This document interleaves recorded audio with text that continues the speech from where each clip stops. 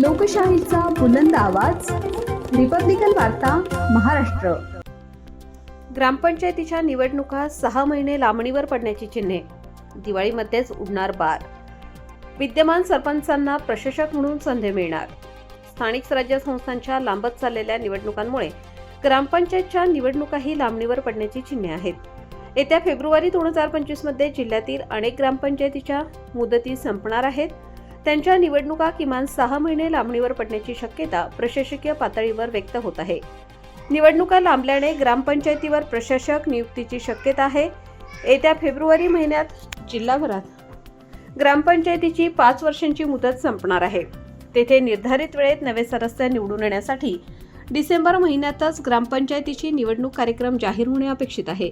पण सध्या काही नगरपालिका निवडणुका झाल्या आहेत, परंतु त्यांचे निकाल लांबले असून उर्वरित नगरपालिकांच्या निवडणुका होणार आहेत। त्यानंतर जिल्हा परिषद व पंचायत समिती आणि महापालिका यांच्या निवडणुकीची प्रक्रिया सुरू होणार आहे। या सर्व निवडणुका 31 जानेवारी अखेर संपवण्याचे आदेश न्यायालयाने दिले आहेत। निवडणूक आयोगाच्या दृष्टीने हा कालावधी अपुरा आहे। रात्र थोडी आणि सोंग फार अशी आयोगाची अवस्था झाली आहे। त्यातच ग्रामपंचायत निवडणुकांचे नवे ओझे अंगावर घेण्याची आयोगाची परिस्थिती नाही, हे स्पष्ट दिसत आहे। या स्थितीत ग्रामपंचायत निवडणुका लांबणीवर टाकल्याशिवाय पर्याय उरणार नाही। फेब्रुवारी महिन्यात मुदत संपणाऱ्या बहुतांश ग्रामपंचायत मोठ्या लोकसंख्येच्या आहेत। तेथील राजकीय संघर्ष अटीतटीचा असतो, त्यामुळे त्यांच्या निवडणुकाही लक्षवेधी ठरणार। त्यातच सरपंच पदाची ही निवड थेट मतदारातून होणार असल्याने या निवडणुका काटा लढतीच्या ठरणार आहेत।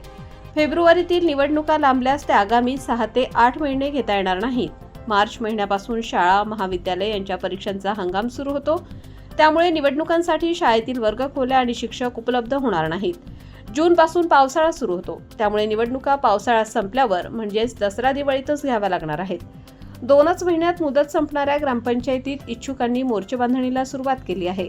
विशेषतः थेट सरपंच पदावर आणि कंचाटोळा असून पहिल्या टप्प्यात समाज माध्यमातून त्यांनी मतदारांवर फासे फेकायला सुरुवात केली आहे। रिपब्लिकन वार्ता महाराष्ट्र न्यूजसाठी नांदगाव प्रतिनिधी Muktaram Bagul, Nashik. Subscribe now and press the bell icon. Never miss an update.